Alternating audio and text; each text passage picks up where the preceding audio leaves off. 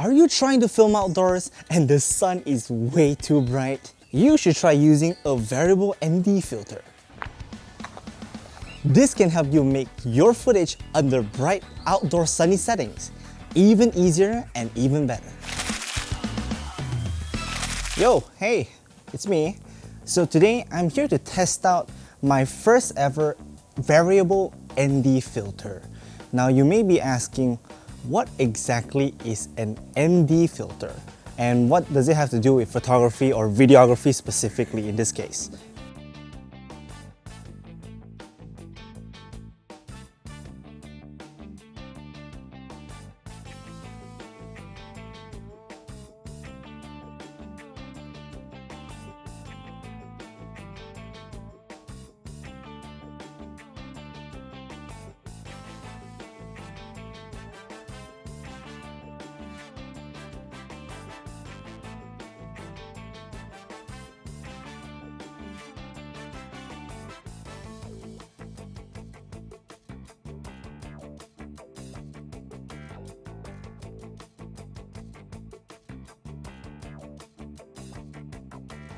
Right now my settings without the ND filter is set to 1 out of 800 shutter speed, f4 at 100 ISO, the lowest I can go when it comes to my digital gain.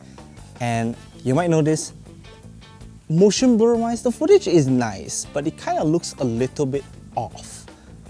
Now, one thing you really want, the recommended settings for shutter speed is usually double the number of your frame rate. 30 FPS, 1 out of 60 shutter speed. 120 FPS, 1 out of 240 shutter speed.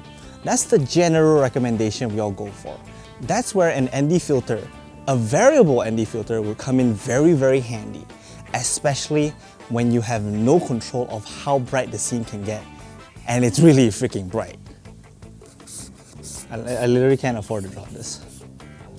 So right now I'm actually tweaking the ISO to go higher, and it's really dark as you saw just now. It can go to a really dark scene. So let's say you are in like an extremely bright place where there are artificial lights and everything. You may or may not have to go even higher with the ND filter. So for most people, I think people like me who aren't going to the craziest places, I think this ND filter is good enough, alright? 200 to 400 variable ND. The quality, you can definitely get something in between, not for solar eclipses by the way. Recently there's a solar eclipse. So with the ND filter on at its minimum setting, I will now set the number of the shutter speed down to a suitable 1 out of 60. Now you can see in this specific scene, I'm still too bright. So what do? Because this is a variable ND filter, I can just set the brightness down even lower because, well, it's variable. So now, the brightness of the whole picture is more controlled, especially when it comes to video. I think the variable ND is very helpful. So if you, right now, are in the same situation as I was, trying to film in bright sunlight, but is forced to set your shutter speed or your aperture to a very high number, make sure to try and get yourself a variable ND.